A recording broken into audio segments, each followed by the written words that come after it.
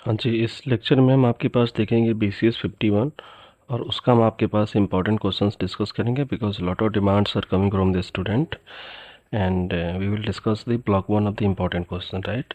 सो block one में आपके पास क्या है कि वो मैक्सिमम आपके पास 45 मार्क्स के यहाँ से पूछे जाते हैं।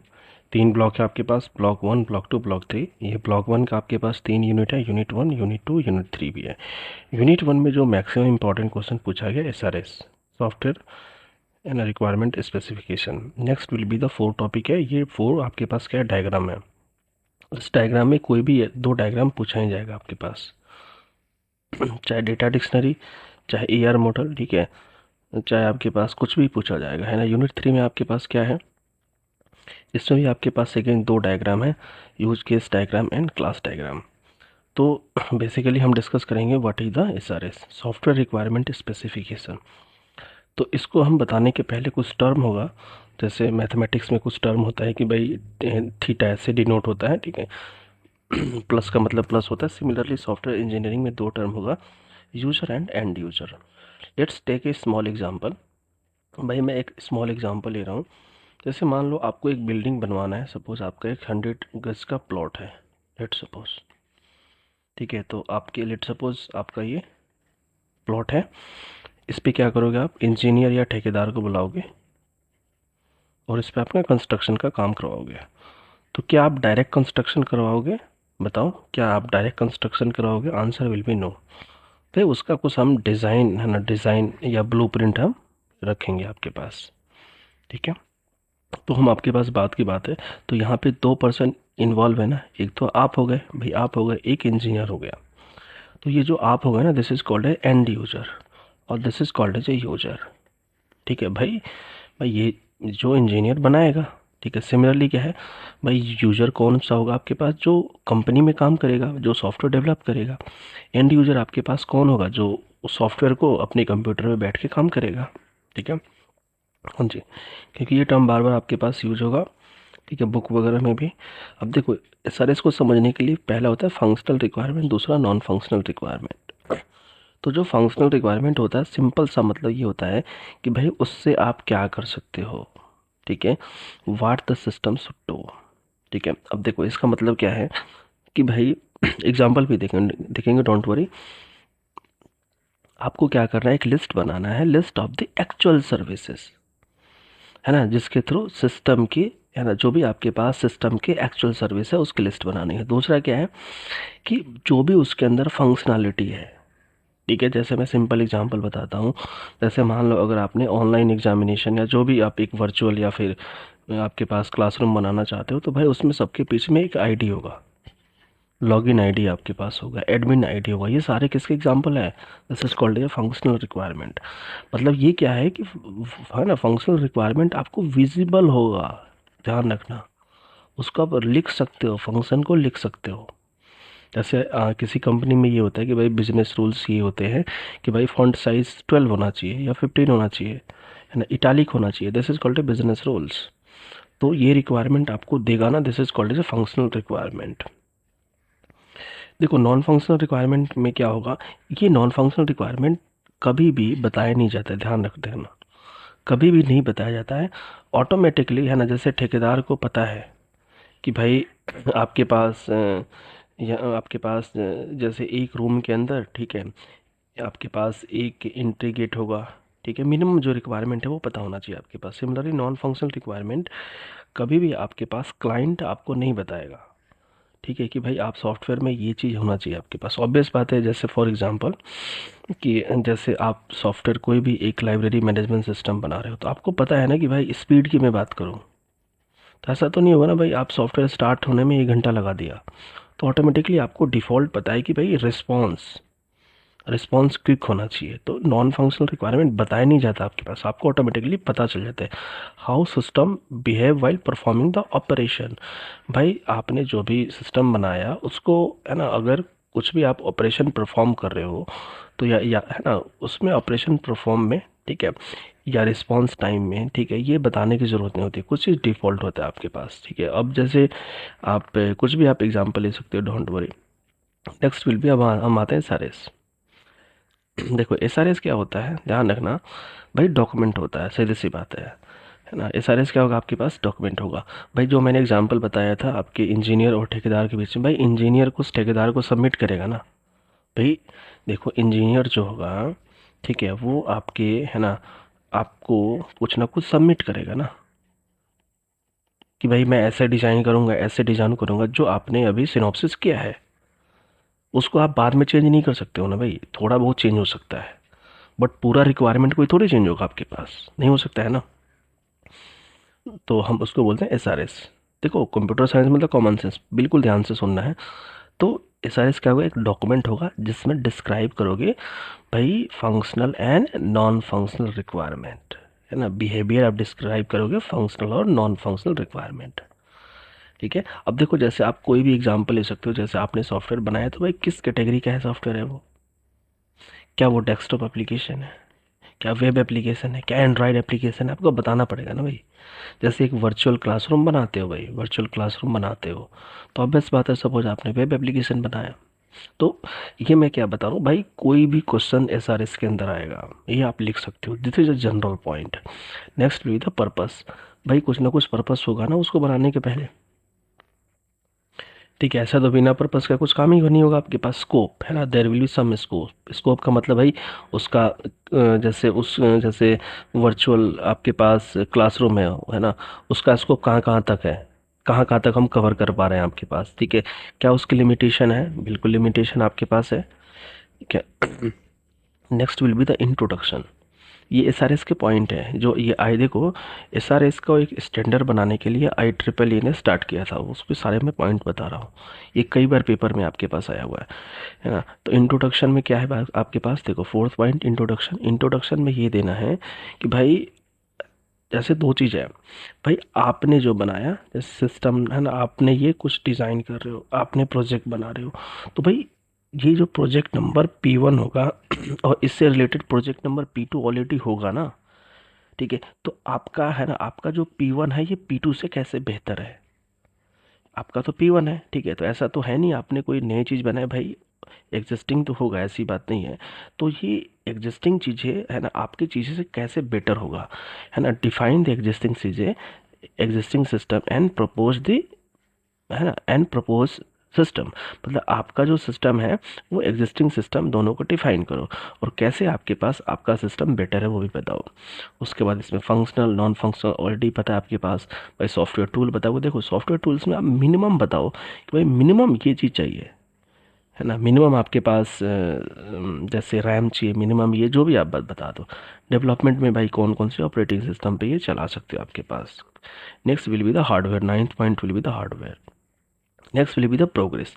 भाई सीधी सी बात है, आप प्रोग्रेस तो बनाओगे ना कुछ ग्राफ मेथड की हेल्प से, है ना, डे 1 में कितना हुआ, है ना, डे 1 में कितना काम हुआ, डे 2 में, डे 3 में कितना हुआ आपके पास। ठीक है, तो ये सारी चीज़ आप बता सकते हो। तो हमने क्या बताया आपके पास एसआरएस। ठीक है, एसआरएस में क्या पॉइंट इंपॉर्टेंट होना चाहिए, फंक्शनल नॉन फंक्शनल रिक्वायरमेंट। ठीक है, तो इसके ये पॉइंट है आपके पास। नेक्स्ट विल बी द, एक हमने डेमो लिया आपके पास वर्चुअल क्लासरूम का, तो आप कोई भी ले सकते हो। ठीक है, देखो इसका मेन कैटेगरी क्या है, वेब एप्लीकेशन। पर्पस आपको पता होना चाहिए भाई, वर्चुअल क्लासरूम क्यों बनाया जाता है, जैसे कोविड के कारण क्लासेस ऑफलाइन नहीं हो पा रही आपके पास। स्कोप आपको लिखना होगा, आपके पास क्या क्या स्कोप आपके पास है। इंट्रोडक्शन भाई एग्जिस्टिंग से, है ना, एग्जिस्टिंग सिस्टम में क्या था, ऑफलाइन था, ऑफलाइन में जाने पड़ते थे। ठीक है ना, अटेंडेंस में आपके पास लगाने पड़ते थे। ठीक है, प्रपोज सिस्टम में क्या है कि सारा ऑनलाइन आपके पास होगा। दूसरी तो हमने कुछ यहाँ पे फंक्शनल रिक्वायरमेंट लिखे हैं, जैसे आपके पास वैलिड यूजर आईडी पासवर्ड होना चाहिए। भाई वर्चुअल क्लासरूम के लिए आईडी पासवर्ड तो होना चाहिए ना। ठीक है, टीचर आपके पास है ना, जैसे जो भी एडमिन होगा वो न्यू टीचर को ऐड कर सकता है, स्टूडेंट कोर्स को चॉइस कर सकता है, वीडियो लेक्चर कभी भी स्टूडेंट व्यू कर सकते हैं। तो हमने मिनिमम 4-5 पॉइंट लिखा है, बहुत सारे पॉइंट हो सकते हैं। Next will be the non functional requirement. Non functional requirement में पहला पॉइंट क्या है, सिक्योर आपके पास एक्सेस। तो नॉन फंक्शनल पॉइंट में हमने ऐसे ही लिखा हुआ है, बट आप कुछ भी लिख सकते हो। देखो ऑब्वियस बात है, सिक्योर होना चाहिए ना भाई, जो लॉगिन आईडी पासवर्ड होना चाहिए आपका सिक्योर होना चाहिए, तो ये तो बताने की ज़रूरत नहीं है ना। मैक्सिमम टाइम अवेलेबिलिटी, मतलब जो आपकी आप आईडी पासवर्ड है वो 24/7 आपके पास यूज कर सकते हो। तो वी होप ये सारे समझ में आ गया आपको आपके पास। Next will be unit 2। Unit 2 में आपके पास क्या first will be the DFT. देखो डेटा फ्लो डायग्राम बेसिकली क्या होता है आपके पास, नाम से ही पता चलता है डेटा फ्लो। ठीक है, तो ये डेटा को है ना फ्लो कराता है आपके पास, ध्यान से देखो। जैसे इसका एग्जांपल दे सकते हो, जैसे आपका देखो ये डायग्राम आपके पास है और ये आपके पास है। ठीक है, तो ये जो आपके पास है ना डीएफटी का फर्स्ट पॉइंट, डीएफटी का मतलब क्या है कि भाई है ना it is a flow of data between different process. क्या है, it is a flow of data है ना बिटवीन है ना डिफरेंट प्रोसेस। तो कुछ सिंबल है, जैसे आपके पास ये देखो डेटा फ्लो। ठीक है, तो डेटा फ्लो आपके पास ये रहा, ये ऐसे भी हो सकता है, मे बी ऐसे भी हो सकता है ना, ऐसे भी हो सकता है, ऐसे भी हो सकता है, जैसे इस केस में ये रहा आपके पास। Next will be the process, process को सर्कल से डिनोट करोगे बिकॉज इसका ये बेसिक है। कौन कौन से डीएफटी में नोटेशन आप यूज कर सकते हो। प्रोसेस है, हमने प्रोसेस के बारे में लिखा है। प्रोसेस का मतलब आपके पास क्या है, बेसिकली कुछ इनपुट दोगे तो आउटपुट में ट्रांसफर कर देगा। ठीक है, कुछ सोर्स या link, this is external entity. ठीक है, और ये डेटा स्टोर मतलब डेटा कहाँ पे आप स्टोर कर सकते हो, एक तरफ से रिपोजिटरी आपके पास है। अब देखो हमने डीएफटी को हमने बताया है कि भाई आप दो लेवल में डिवाइड कर सकते हो, लेवल 0 1 है ना। कितने होते हैं आपके पास, लेवल 0, लेवल 1, लेवल 2। मैं थोड़ा सा इंट्रोडक्शन बता देता हूँ। भाई जो लेवल 1 होता है ना वो हाईली एब्स्ट्रैक्शन होता है। क्या होता है, हाईली एब्स्ट्रैक्शन होता है। This is also called as a context diagram. Next will be the highly abstraction है ना, ये होता है मतलब जैसे इसमें मान लो आपके पास ये डायग्राम होगा, तो लेवल 1 में इसको आप एक्सपेंड करोगे। सिंपल से कुछ भी नहीं करना है, जैसे पैसेंजर है और एडमिन है। जैसे मैंने रेलवे रिजर्वेशन सिस्टम की बात किया है, तो भाई पैसेंजर क्या कर सकता है, टिकट कैंसिल करा सकता है, रिजर्वेशन करा सकता है। ठीक है कि नहीं। एडमिन की रिस्पॉन्सिबिलिटी है कि भाई कैंसिलेशन वो अप्रूव्ड करे, है ना, रिजर्वेशन अप्रूव्ड आपके पास करे। ठीक है, this is called as a zero level DFT. तो कुछ भी नहीं सोचना आपके पास, एक यहाँ पे पैसेंजर आपके पास दे दो यहाँ पे। ठीक है, क्या करोगे आपके पास यहाँ पे एक पैसेंजर दे दो। ठीक है, एक यहाँ पे एडमिन दे दो, एक यहाँ पे रेलवे रिजर्वेशन जिसका भी प्रोजेक्ट बना रहे हो, और यहाँ पे लाइन डाल दो। ठीक है, और इनसाइड कुछ भी आपके पास मसाला भर दो। ठीक है, हाँ जी, आपके पास next will be the level 1। ठीक है, ये आपके पास नेक्स्ट देखो लेवल 1 में क्या है कि लेवल 0 का एक्सटेंशन है। ठीक है, लेवल 0 का आपके पास एक्सटेंशन है। तो देखो कुछ भी सोचने वाली बात नहीं है भाई। स्टार्टिंग में क्या था, ये पैसेंजर था। ठीक है, यहाँ पे आपके पास क्या था, एडमिन था। ये आपके पास क्या था, रेलवे रिजर्वेशन सिस्टम। ये ऐसे किया आपने, ऐसे ही था ना आपके पास भाई, है कि नहीं, आपके पास ऐसे आपके पास कुछ था, यहाँ पे आ रहे थे। तो पैसेंजर ये रहा, एडमिन आपके पास ये रहा। अब यहाँ पे आप एडमिन को एक्सटेंड कर दो या इसको एक्सटेंड कर दो आपके पास, है ना। आप एक्सटेंड क्या कर सकते हो, कुछ इंक्वायरी दे दो कि भाई पैसेंजर इंक्वायरी कर सकता है, चाहे डाउन वाली हो चाहे अप वाली हो, आपके पास इंफॉर्मेशन उसको देना ही पड़ेगा। ठीक है, तो है ना, जो पैसेंजर होगा आपके पास वो टिकट रिजर्व करेगा, तो टिकट जनरेशन प्रोसेस आप कुछ भी मतलब एक लेवल बढ़ा दो आपके पास। Next will be the level 2। Level 2 आपके पास अगेन डेप्थ लेवल में होता है। तो देखो ये पैसेंजर हो गया आपके पास। ठीक है, और ये देखो आपके पास ये सेम आपके पास है। तो लेवल 1 के अंदर हमने एक या दो लेवल हमने बढ़ा दिया आपके पास। तो इसको आप देख सकते हो, पैसेंजर इंक्वायरी कर सकता है, तो ये एक फ्लो होना चाहिए, पैसेंजर इंक्वायरी करेगा, है ना। पैसेंजर आपके पास कहीं पे भी आपके पास रेलवे डिपार्टमेंट में जाके टेबल को आपके पास उस टिकट को कैंसिल कर सकता है। तो फ्लो पहले बनाओ, है ना। जैसे पैसेंजर क्या कर सकता है भाई, टिकट ले सकता है। पैसेंजर क्या है, कैंसिल कर सकता है। तो एक फ्लो बनाओ, फ्लो के अकॉर्डिंग बन जाता है आपके पास। और सिंबल देखो आपके पास कौन कौन से सिंबल है। Next will be the ER diagram. भाई ईआर डायग्राम क्या होता है, एंटिटी रिलेशनशिप डायग्राम। एक मैं सिंपल एग्जांपल बताता हूँ आपको ईआर डायग्राम का। जैसे मान लो आपके पास स्टूडेंट हो गया ये स्टूडेंट हो गया, ये टीचर हो गया आपके पास, स्टूडेंट टीचर। और यहाँ पे आपके पास है दिस इज द रिलेशनशिप। इसको हम देखो बॉक्स में जो होता है उसको बोलते हैं एंटिटी, है ना। ये होता है, इसको हम आपके पास बोलते हैं रिलेशनशिप। तो हमने आपके पास कुछ रिलेशनशिप दे दिया। भाई जो एंटिटी होगा, ठीक है, जो भी आपके पास एंटिटी होगा इसके कुछ एट्रीब्यूट्स होगा। क्या होगा आपके पास, एट्रीब्यूट्स होगा, कुछ एट्रीब्यूट्स होगा। और this is called a strong. देखिए ये एंटिटी स्ट्रॉन्ग एंटिटी कब बनेगा, जब यहाँ पे कोई प्राइमरी की हो। आपने पढ़ा होगा आईडी, यहाँ पे आपके पास पढ़ा होगा आईडी। तो ये रिलेशनशिप बता दो, स्टूडेंट और टीचर आपके बीच में ईआर डायग्राम बन रहा है। स्टूडेंट एंटिटी है, टीचर एंटिटी है, और ये आपके पास क्या रिलेशनशिप, ये कुछ भी हो सकता है, 1 to 1, 1 to many। ठीक है, तो वी होप आपने डेटाबेस में यह डायग्राम पढ़ा होगा, इसलिए मैं डिटेल नहीं बना रहा हूँ। Next will be the data dictionary. भाई डेटा डिक्शनरी का मतलब क्या है? Meta data. कीवर्ड ध्यान रखना, डेटा डिक्शनरी में मेटा डेटा। भाई मेटा डेटा क्या होता है? डेटा के अंदर डेटा, ठीक है ना? Data about data, data about data, ठीक है। तो जैसे आप किसी फोल्डर के अंदर जाते हो, फिर उसके फोल्डर के अंदर जाते हो, फिर उसके फोल्डर के अंदर जाते हो, तो कभी तो डेटा मिलेगा ना, है कि नहीं आपके पास? तो इट इंक्लूड्स अबाउट द, जैसे आप डेटा डिक्शनरी बनाओगे तो बहुत सारी चीज़ आपके पास उसमें मिलेंगे, जैसे name of the data aliasing, उसके नाम पे कोई और तो नहीं है ना। आपके पास डिस्क्रिप्शन, पर्पस है ना, रिलेटेड डेटा है ना। तो यहाँ पे डोंट वरी, इसका हमने एग्जांपल लिया। मान लो एक आपने डेटाबेस बनाया, ये डेटाबेस से रिलेटेड है, एक ऑनलाइन गेम बनाया।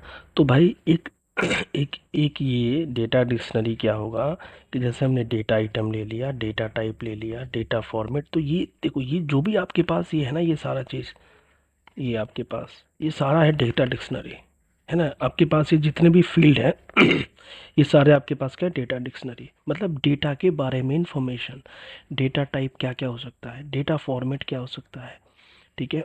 तो वी होप ये आपने समझ आया, आगे आ गया होगा आपको। नेक्स्ट जीसी अपने आप से कर लेना। Next will be the UML. देखो यूएमएल में क्या है कि देखो आपके पास यूएमएल में क्या है, मोस्ट इम्पॉर्टेंट पॉइंट ध्यान से देखना। यूएमएल एक विजुअलाइजेशन टूल है। क्या है? विजुअलाइजेशन टूल है, जिसके थ्रू हम स्ट्रक्चरल डायग्राम या बिहेवियर डायग्राम को बनाते हैं। अब what is the structure diagram? भाई स्ट्रक्चर मतलब स्टैटिक, सीधी सी बात है ना। सिस्टम हमारे पास स्टैटिक है ना, सिस्टम हमारा स्टैटिक होगा यानी फिक्स रिक्वायरमेंट होगा, तो हम स्ट्रक्चर डायग्राम बनाएंगे। अगर हमारा सिस्टम डायनेमिक आपके पास होगा, डायनेमिक मतलब है ना, रन टाइम पे चेंज हो सकता है, तो उस केस में हम आपके पास बिहेवियर डायग्राम बनाएंगे। अब देखो यहाँ पे मेन इंपॉर्टेंट क्या है, क्लास डायग्राम आपको पढ़ना है, और आप देखना आपके पास कौन सा पढ़ना है, एक यूज केस डायग्राम पढ़ना है। ठीक है, तो यूज केस है ना आपके पास इंपॉर्टेंट है। तो वी होप आपको ये समझ में आया होगा आपके पास यूएमएल के, ठीक है। अब देखो यूज केस में कुछ हमने एग्जांपल लिया है, डोंट वरी।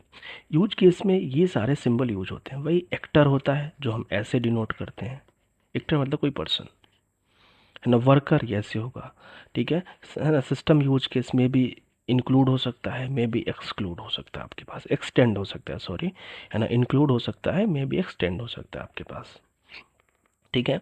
तो ये सारे जैसे डीएफडी में कुछ आपके पास नोटेशन थे, सिमिलरली यूज केस में भी ये नोटेशन है। नेक्स्ट विल भी आपके पास क्या है, अब हमने ये डायग्राम बनाया है, ध्यान से देखना, कई बार एग्जाम में आया हुआ है। भाई ऑनलाइन एग्जामिनेशन सिस्टम का यूज केस, कुछ भी नहीं सोचना है भाई। दो है ना, दो एक्टर होगा, एक तो स्टूडेंट होगा आपके पास, ठीक है। देखो आपके पास एक तो स्टूडेंट होगा आपके पास, एक फैकल्टी मेम्बर होंगे, ध्यान से देखना। अब आप खुद सोचो भाई, एज ए स्टूडेंट है ना, आपकी रिक्वायरमेंट क्या है, क्या क्या आप कर सकते हो? स्टूडेंट क्या कर सकते हो? रजिस्टर कर सकते हो, स्टूडेंट आंसर दे सकता है, एंड स्टूडेंट क्या सबमिट पेपर कर सकता है, ठीक है। स्टूडेंट रिजल्ट को व्यू कर सकता है, स्टूडेंट लॉगिन कर सकता है, ठीक है ना आपके पास। तो ये सारे चीज़ आपके पास देखो भाई, आप है ना, ये सारे चीज़ आपके पास कर सकते हो, है ना। नेक्स्ट विल भी आपके पास इसमें एक्सटेंड और इंक्लूड को देख लेना आप, ठीक है। नेक्स्ट विल भी द फैकल्टी। फैकल्टी की क्या रिस्पॉन्सिबिलिटी है? फैकल्टी भी लॉगिन कर सकता है, स्टूडेंट भी लॉगिन कर सकता है। तो दो लॉगिन का दो नहीं बनाना है, एक ही बनाना है आपके पास। भाई लॉगिन एक्सटेंड है ना, लॉगिन इंक्लूड होके ऑथराइज्ड होगा, है ना। भाई सेट ऑफ क्वेश्चन को एक्सटेंड कर सकते हो, ऐड कर सकते हो। एक्सटेंड का मतलब क्या है कि क्वेश्चंस पेपर में आप ऐड कर सकते हैं, नहीं अपडेट कर सकते हो, डिलीट कर सकते हो एज ए टीचर, ठीक है। रिजल्ट आप डिक्लेयर कर सकते हो, ईमेल में आपके पास रिजल्ट को बना सकते हो, ठीक है। तो वी होप ये आपको समझ में आया होगा आपके पास, है ना, इस लेक्चर में ब्लॉक वन का हमने। और ये जो रिप्रेजेंटेशन आई ट्रिपल ई कई बार ये भी देता है, तो सेम चीज़ होगा आपके पास, सेम मीनिंग होगा, ठीक है। कैसा लगा लेक्चर, एक बार आप कमेंट में बताओ आपके पास। Thank you.